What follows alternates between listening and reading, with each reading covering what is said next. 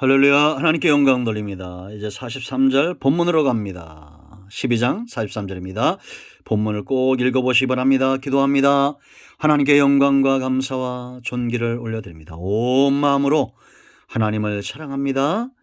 오늘도 말씀을 통해서 우리에게 말씀하실 하나님의 선하신 뜻을 분별하는 귀한 시간 되기를 사모합니다. 종을 낮추시고 겸손하게 하시고 오직 말씀의 도구로만 쓰임받는 귀한 시간 되기를 원합니다. 하나님의 능력과 지혜로 이 말씀의 깊은 것들을 열어주시고 주의 은혜를 기다리는 모든 영혼들이 만족함을 얻는 시간이 되게 하옵소서. 우리가 하나님 앞에서 하나님을 외에 의지하는 모든 것들에 칼을 대는 이 시대에 할례받은 백성, 세례받은 백성으로 서게 하시고 하나님이 기뻐하는 모든 삶에 순종하는 백성들 되게 하옵소서. 예수님의 이름으로 사모하며 축복하며 기도합니다. 아멘. 자, 여러분, 이 출애굽기를 잘 알면 할례의 의미가 보입니다. 하나님이 이스라엘 백성들을 애굽에서 이끌어낼 때 몸과 마음을 같이 끌어내길 원하시는 거예요. 지금도 똑같습니다. 몸만 교회에 와 있는 것이 아니라 마음까지 하나님께 와 있는 사람, 그들이 곧 육성, 육체의 욕심, 혈기, 분노 이런 거 있죠. 설명 깊이 안 해도 알 겁니다. 육성대로 행하지 않고 온전히 하나님 앞에 순종적인 겸비하고 스스로 낮출 줄 아는 하나님을 거역하는 자들 앞에서 기꺼이 자신의 가슴을 찢고 옷을 찢을 줄 아는 그런 사람이 바로 할례받은 백성입니다. 예를 들면 모세가 이스라엘 백성들이 애굽 사람에게 맞을 때 주먹으로 애굽 사람을 쳐서 죽이죠. 그건 뭡니까? 자기의 힘으로 혈기로 하나님의 뜻을 이루고자 했다는 거죠. 그런 사람을 하나님은 쓰실 수가 없습니다. 그래서 40년간 미디안 광야에 두시면서 그의 육성을 죽이는 겁니다. 이제 80세에 하나님이 모세를 불렀을 때는 어떠했습니까? 나는 입술이 둔한 자입니다. 보낼 만한 자를 보내소서 못하겠다라고 말합니다. 철저하게 육성이 아닌 이제는 그 마음 그 중심이 하나님 앞에 겸비해 있는 모습을 볼 수 있습니다. 여러분 본토인이든지 49절 보세요. 이방인이 너희 거류하는 이방인이든지 그러니까 누구든지 그러니까 여러분 보세요. 교회 안에도 있을 수 있고 교회 밖에도 있는 모든 사람들 성도든지 세상 사람인지 누구든지 주의 이름을 구원을 받잖아요. 누구든지 이제는 할례받은 백성, 세례받은 백성이 되어야 합니다. 우리가 전도받아 교회는 왔는데 몸은 와 있는데 마음은 여전히 세상에 있습니다. 그러면 상처받고 시험 들고 욕심대령하고 시기 들고 분노하고 자기 절제가 되지 않습니다. 하나님은 그들을 광야에 두실 겁니다.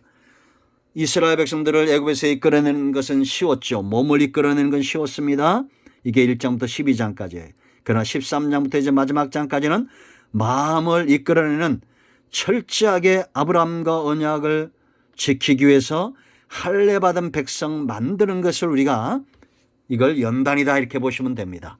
지금도 연단이 긴 사람들은 육성이 강한 사람들이 혈기, 분노, 시기, 다툼, 육체의 욕심, 정욕 이 모든 것들을 하나님은 다루시기 위해서 우리를 연단 속에 두신다라는 겁니다. 그러므로 우리가 서로 비난하거나 비방하면 안 됩니다.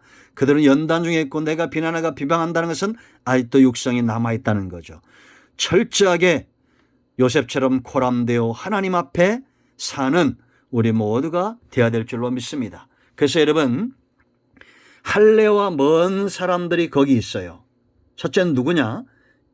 43절 보세요. 여러분 여호와께서 모세와 아론에게 이르시되 유월절 규례는 이러하니라 이방 사람은 먹지 못할 것이나 유월절 어린 양을 먹지 못한다는 것은 구원에 참여할 수 없다는 거죠. 누가요? 이방인들. 이방인들은 누굽니까?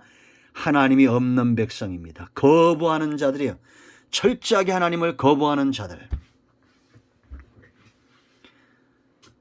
교회 안에 있느냐 교회 밖에 있느냐가 중요한 것이 아니라 그 안에 성령으로 인침을 받았느냐가 중요한 겁니다. 이게 성도입니다. 그러니까 여러분, 내 의지나 내 노력으로는 성령을 내 안에 인치는 존재로 들어오시도록 할 수 있어요, 없어요? 없습니다. 세상에 어떤 성인도 어떤 의인도 어떤 학자도 스스로의 힘으로 성령의 인침을 받을 수가 없어요. 유일한 길은 예수님을 믿음으로 하나님과 함께 할 수 있는 이 모든 어둠, 죄와 사망이 물러가야 됩니다. 우리의 죄와 사망이 물러가고 성령이 우리 안에 와서 우리를 인치는 사건, 성도의 견인차는 언제 필요하겠습니까? 차가 퍼졌을 때. 퍼진 인생들이 이제는 성령으로 견인되는 유일한 방법은 예수님을 정말 그 중심으로 믿는 겁니다. 이방인들처럼 거부하는 것이 아니라, 예수님이 오셨지만 예수님 왔을 때 상황을 보세요, 여러분. 가난하고 병들고 세상에서 천대받는 자들은 보면 예수님을 인정하고 돌아오는 자들이 많았습니다.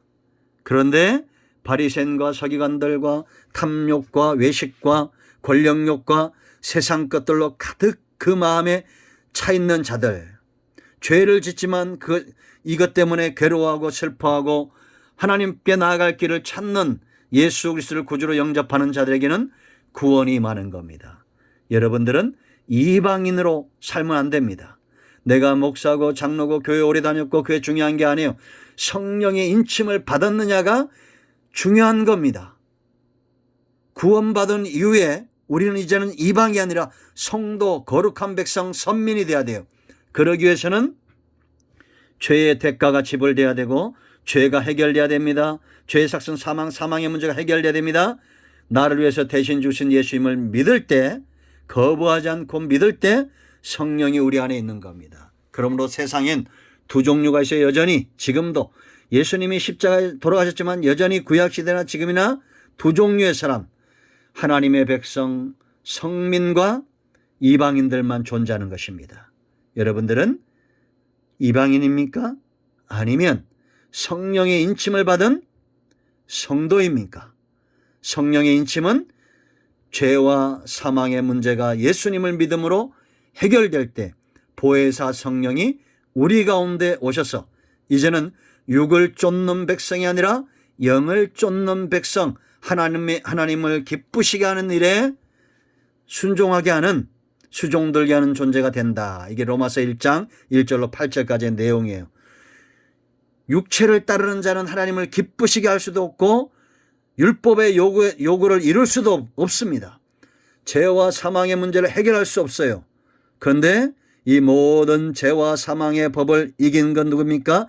예수 그리스도 안에 있는 생명의 성령의 법이라고 분명히 말하고 있다라는 겁니다. 지금도 할례받지 않은 이방인들이 있다라는 겁니다. 나는 교회 안에 있는 이방인이냐, 아니면 나는 교회 밖에 있는 이방인이냐. 세상의 선한 사람들은 선한 양심으로 선한 것을 어느 정도 이룹니다. 그러나 성령 안에 거하는 자들은 성령의 열매를 맺으며 위로는 하나님께 영광이 되고 땅에서는 복음의 통로가 되고 축복의 통로가 된다라는 것입니다. 우리 모두가 이방인이 아닌 성령으로 인침을 받은 할례받은 백성, 예수님을 믿음으로 십자가에서 할례받은 백성 되기를 축복합니다. 우리는 성령의 인침을 받은 거룩한 하나님의 자녀들입니다. 아멘. 기도합니다. 하나님, 오늘 이 말씀을 기억합니다. 우리가 예수님을 마음 중심으로 믿음으로 하나님이 열어놓으신 이 구원의 길에 홍해를 가르실 때 이스라엘 백성들이 순종함으로 그 홍해에 들어섰던 것처럼 이제 이 시대에 하나님이 누구든지 주의 이름을 부르는 자에게 구원을 주시는 이 놀라운 죄와 사망의 바다를 가르신 이 구원의 길에 이제 우리가 순종함으로 들어서서 구원받은 백성, 성령의 인침을 받은 백성, 이방인이 아닌 성민으로 하나님 앞에 서기를 원합니다. 예수 그리스도의 이름으로 기도하오니 우리 가운데 병든 자, 마음이 상한 모든 자들을 하나님 치유하시고 이제는 교회 안에 있는 이방인이 아니라 성도로서 성민으로 선민으로 하나님이 기뻐하는 삶을 쫓아 영을 쫓아 행하는 하나님의 백성들 되게 하옵소서. 예수님의 이름으로 사모하며 축복하며 치유하며 기도합니다. 아멘. 할렐루야. 이런 모두는 하나님의 택한 백성들입니다. 이런 모두를 축복합니다. 아멘.